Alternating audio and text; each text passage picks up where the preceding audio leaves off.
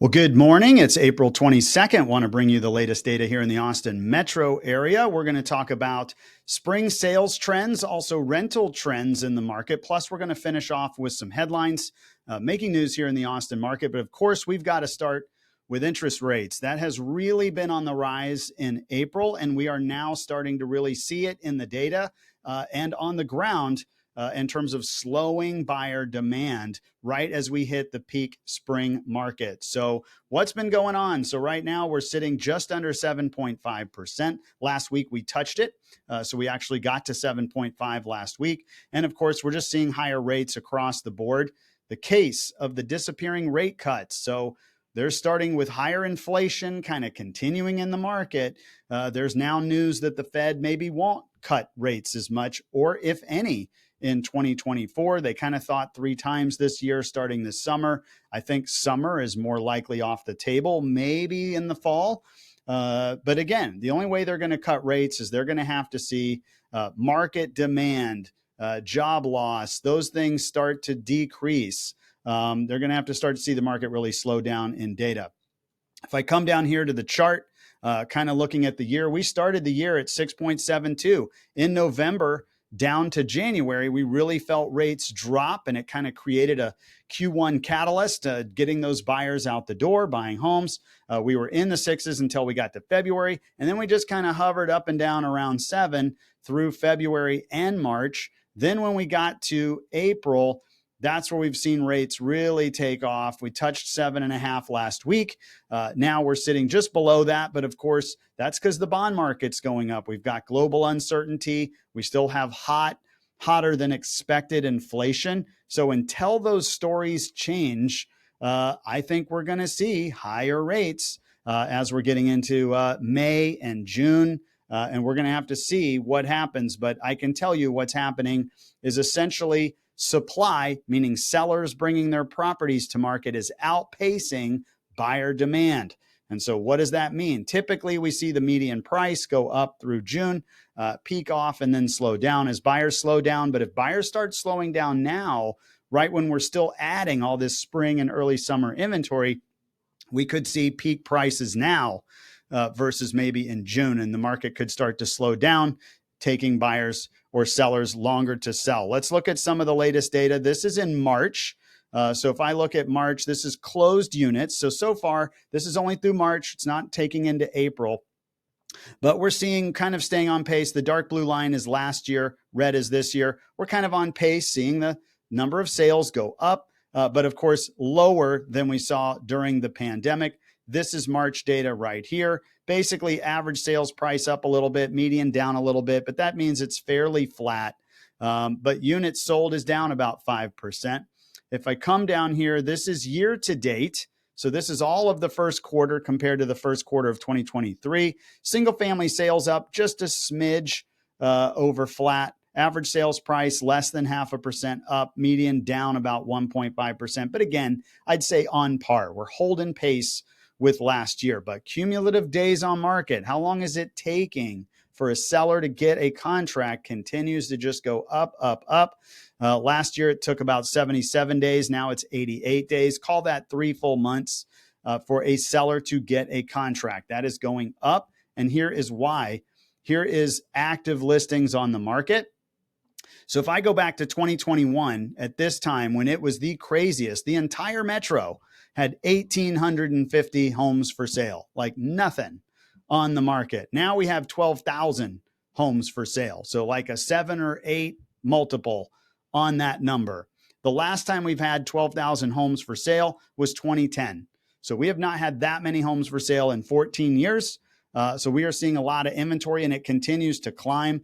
Pendings, which is how many buyers are buying homes, is the lowest number that we've had, even more than last year, down about 600 homes. So we're seeing fewer buyers because of high interest rates and more sellers right when we're hitting the spring market. So how is that going to impact sales? So this is real time right now. April 22nd, here's where we're sitting on inventory for just single family homes. This doesn't take condos, townhomes, duplexes, land, all the other stuff. If we're just looking at single families, we're sitting around 11,000 homes on the market. We peaked out in 2023 at 11,500, and that was in September. In other words, it had to build up through the spring and the summer before it peaked off. And that's because we had rising interest rates, especially starting in the summer last year. They just kept going up. They hit 7 in the summer. They went up to 8 by October. And you can see it in the sales, which is the blue lines. Just every month, there were fewer and fewer buyers buying deals. And it really allowed that inventory to build up. By the time you get to the late part of the year, October through December, sellers either sold or they started taking their homes off the market. They just knew it was going to get bad, took their homes off the market. We had lower rates comparatively as we started the year, and it created a good kind of spike in sales. And we're seeing buyers selling. This is April, so a lot of that number is going to go way up. But what we're seeing is the rapid rise in inventory, and that's in real time. So I expect we're going to have more homes on the market for sale this summer than we had at any point last year. And I'm not so sure the buyers are going to be there.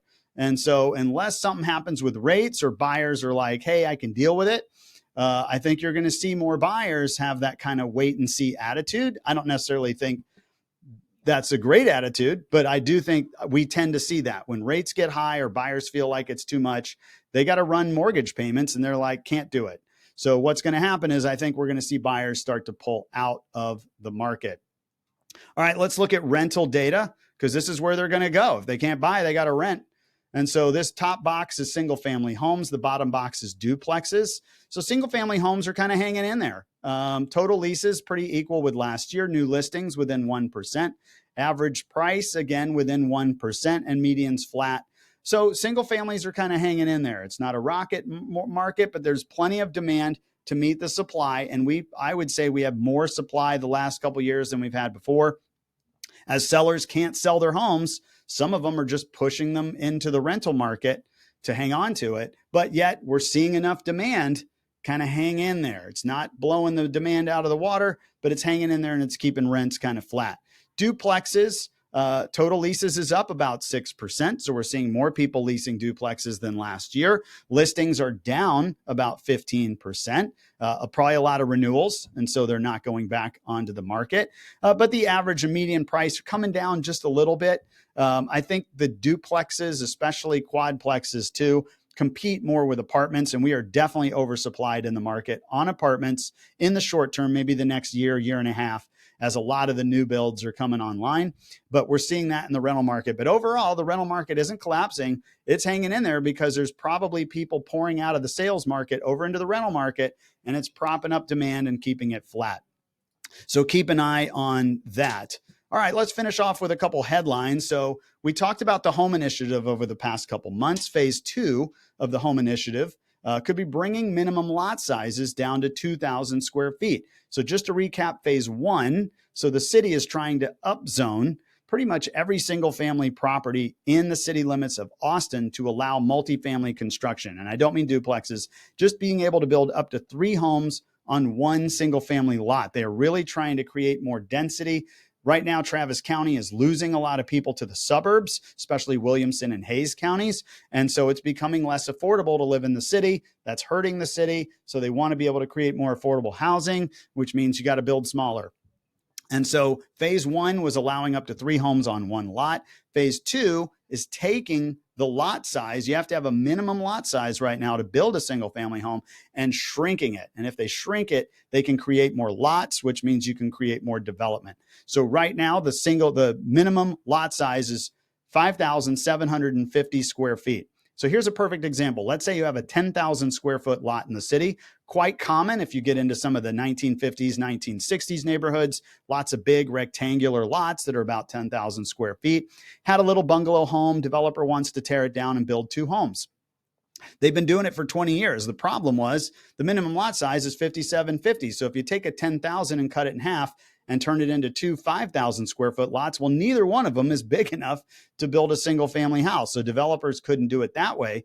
So what they were doing is they would tear that bungalow house down. They'd build a front house and a back house, and then they would have to create a little condo layer over the top. Little HOA, wouldn't have any dues or anything, but they had to sell them as condo homes. So in other words, the address stays the same, 123 Main Street, and then there'd be Unit A and Unit B. And so for 20 years, that's what people have been buying in kind of the urban core. is buying these condo homes because you couldn't have a minimum lot size. So if they're able to cut that down to 2,000 square feet from 5,750, well, now all of a sudden that 10,000 square foot lot could turn into 5 lots, or at minimum 2 nice sized 5,000 square foot lots, or 4 2,500 square foot lots. And so that would allow more development, more density in the market. And keep an eye on that. They're going to vote on that as early as next month. Finally, we're going to wrap up with relocation. Data's a little old, but it'll give you kind of a flavor.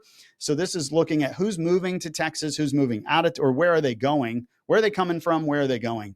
So the most people moving to Texas in 2022, obviously California was number 1, Florida and New York 2 and 3. But of course, Colorado, Oklahoma, Illinois, Louisiana, still getting a lot of population from kind of some of those regional areas. And of course, high density, higher tax states, with Florida being the only exception there. No surprise, we kind of knew those were the states heading to Texas. Here's where they're moving out of, not as many locations. Oklahoma is more of a regional play, but of course, California and Florida. So people are moving to them too. You have a lot of jobs, or you have, Florida's just been inbound like crazy, probably one of the fastest growing states in America. So you've got a lot of outbound there. Here's the net migration. How are we gaining? Even when we give California back some people, we're still getting 60,000 net more in 2022 from California. Oregon, a surprise in there. And then, of course, New York. So we're getting a lot of people again from the coasts. I can tell you with experience, I'm getting lots of calls from California and New York, along with other places. But those are definitely on my list, the top 2 that I'm getting out-of-state clients. Anyways, I hope this was really helpful. Pay attention to supply. Pay attention to mortgage rates. Right now, it is starting to slow down the market. That means demand is starting to fall off. So pay attention to that. Of course, we're going to keep this up to date with you each and every week. You can follow us on our YouTube channel at Ryan Kelly Group on YouTube. Make sure to click that subscribe button. And of course, if you know somebody looking to buy, sell, or invest in real estate, make sure to reach out to us. We'd love the opportunity to chat with you. Until then, hey, we're going to have probably one of the prettiest weeks we've had all year as we wrap up April. So go out and enjoy some sunshine. And we will talk to you guys next week. Thanks.